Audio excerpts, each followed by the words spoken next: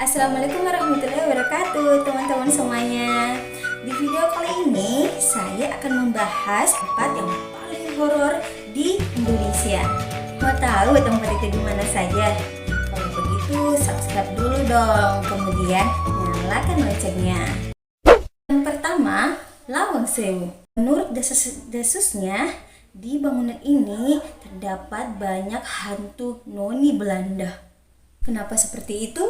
Mitosnya pada saat penjajahan Jepang, orang-orang Jepang ini banyak yang memerkosa si hantu kok hantu diperkosa. Oke, cut. Mitosnya dahulu kala terdapat pemerkosaan terhadap noni-noni Belanda pada saat penjajahan zaman Jepang, dan karena itulah banyaknya kisah yang akhirnya terjadi di Lawang Sewu ini. Selain hantu noni-noni Belanda, di sana juga ada terdapat mitos, yaitu misteri teriakan. Oh my god. Mitosnya yaitu di depan halaman gedung itu terdapat sumur tua. Nah, di sumur tua itulah yang sering terdengar sebuah teriakan. Konon teriakan-teriakan tersebut itu merupakan hantu-hantu para Belanda yang saat itu disiksa oleh tentara Jepang. Yang kedua, terowongan Casablanca. Ternyata terowongan Casablanca ini dibangun di atas kuburan massal, gengs. Nah, ternyata terowongan Casablanca ini dulunya merupakan kawasan strategis yang merupakan kawasan milik pemerintahan DKI Jakarta.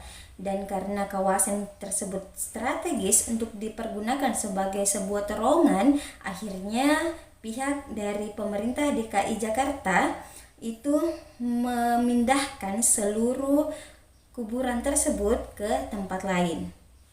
Nah, salah satu sosok yang ditakuti di terowongan Casablanca itu adalah si hantu gantung diri.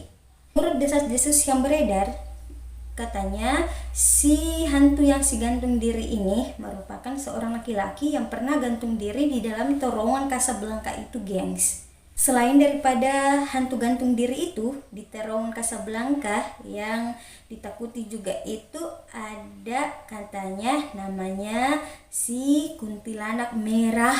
Si kuntilanak merah ini dia lebih agresif, kukunya lebih panjang, dan kemudian wajahnya lebih menakutkan.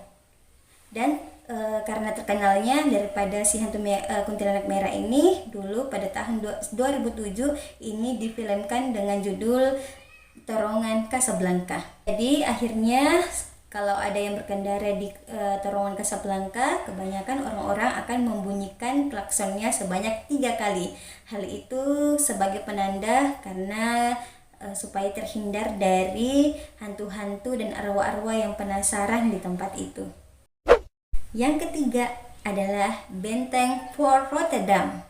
Benteng Fort Rotterdam ini merupakan situs sejarah yang sangat identik dengan kota Makassar. Dan hebatnya bangunan ini dibangun oleh warga lokal, yaitu orang Makassar asli, gengs. Menurut kabar yang beredar, banyak hantu-hantu Belanda yang berseragam lengkap di dalam lorong-lorong benteng Rotterdam ini. Dan juga beberapa orang pernah melihat adanya noni-noni Belanda yang berada di sudut ruangan, yang berada di salah satu sudut ruangan yang ada di dalam benteng Rotterdam ini.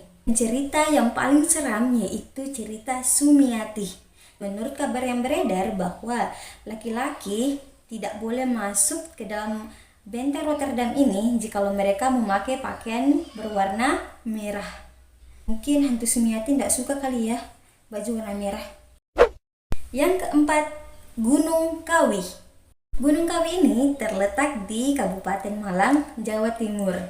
Beberapa mitos yang ada di Gunung Kawi ini, salah satunya adalah mitos pohon Dewan Daru. Mereka mengambil daunnya karena menurut beberapa kepercayaannya mereka bahwa dengan mengambil daun dari pohon Dewan Daru itu, mereka akan mendapatkan banyak keberuntungan. Istighfar.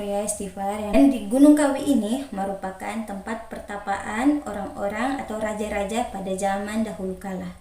Dan di Gunung Kawi ini sering diadakannya ritual, yaitu pada Jumat Legi dan malam 12 Suro. Ternyata juga yang paling seramnya adalah di Gunung Kawi ini ternyata tempat untuk seseorang memberikan tumbalnya.